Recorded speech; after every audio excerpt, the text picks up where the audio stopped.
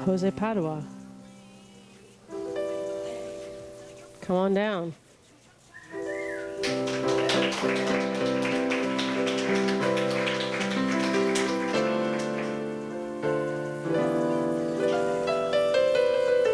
Please take the mic. I have some questions for you. Who the heck are you? My name is Jose Padua, and I make my living writing poetry.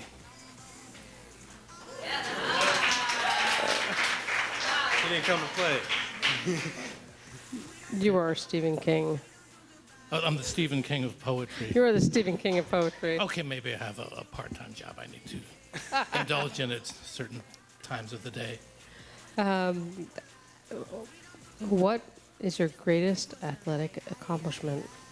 Well, actually, like I just saw, I remember this because a friend of mine from high school showed up, and a friend of mine from high school just showed up here, and I remember that in my senior year of high school, I learned just up the road at Cabin John. One winter, I learned how to ice skate, and I'd never done anything like that before. At first, I was like holding on to the railing and that sort of thing, but by the end of the winter, I was skating, my hands in my pocket, no trouble balancing all around the skating rink, and then the following winter, I completely forgot how to do it. I'm pretty sure I didn't try to ice skate again, but I'm pretty sure I forgot. Would you care to show us a land-based triple axel hamel camel spin? Oh, do you have insurance to cover when I Okay. Well, he's a great writer. Okay. So can you recommend a book? Including your own. my and everyone else. Which will be for sale. Buy the books, buy the books. Oh, yeah, my book and Zach's book. And I recently read Olivia Lang's The Lonely City. She discusses isolation and solitude in New York City, and she uses artists like David Wojnarowicz and Andy Warhol and Vivian Maier is taking off points for these discussions, and it's a very happy book. And, introduction, right? Okay. Okay, I'll read like one poem from this book and then a couple of slightly newer poems. This is called A True Star. This is about being in New York on a hangout on Avenue A. My friend Michael and I are sitting at an outdoor cafe on Avenue A, drinking beer, when we spot Lady Miss Keir, the singer of the hot new band, Delight. She's walking down the street, dressed in a psychedelic bodysuit, which she fills like the M in E=MC squared. Everyone at the cafe, everyone on the street, and everyone in the windows of the buildings on Avenue A stop eating, drinking, driving to watch Lady Miss Keir as she goes by. And my friend Michael says, "Now there's a true star." And with those words, I start to wish that I had the sort of talent and presence that could get me such fame and admiration, but the only talents I have are for drinking beer and fucking up.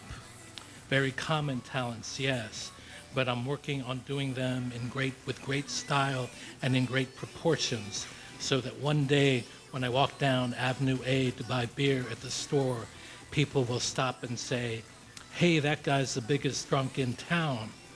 People will stop their cars in the middle of the street, walk up to me and say, "You're the guy who came to town and fucked up really big.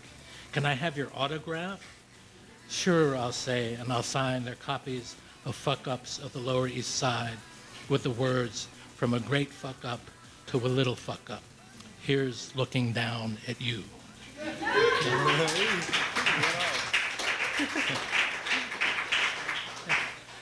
And then this, written quite a bit later, this is about going to a prenatal appointment with my wife when she was pregnant with our son, who's now 9. He just turned 9 years old.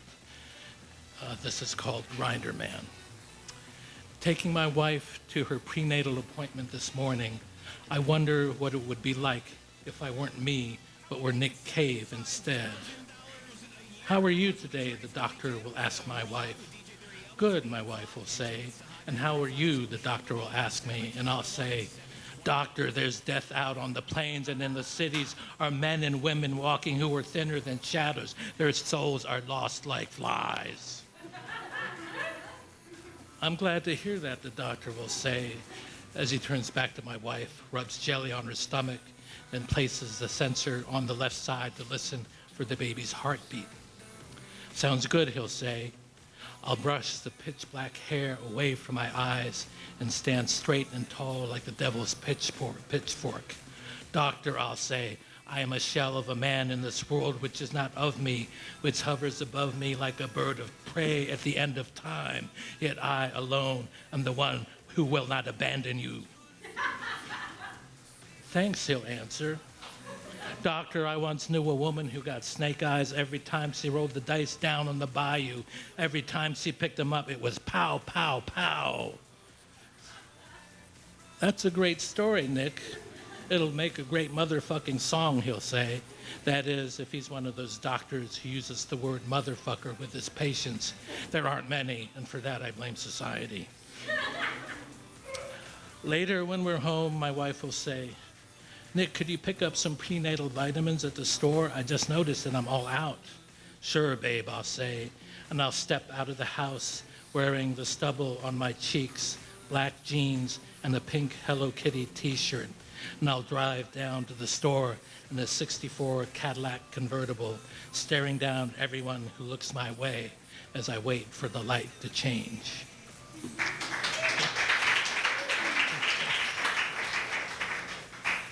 And I guess I'll read one more.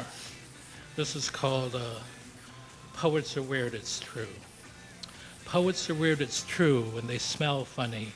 Have you ever eaten a meal with a poet? It's hard to keep your food down.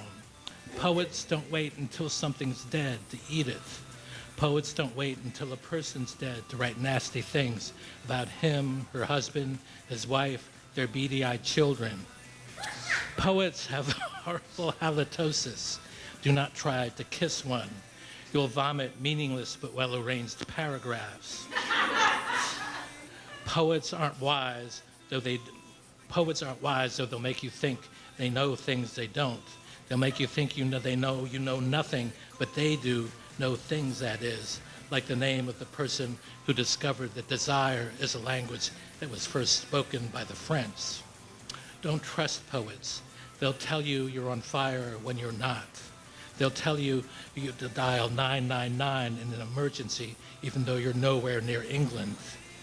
Poets wash their hands with ice.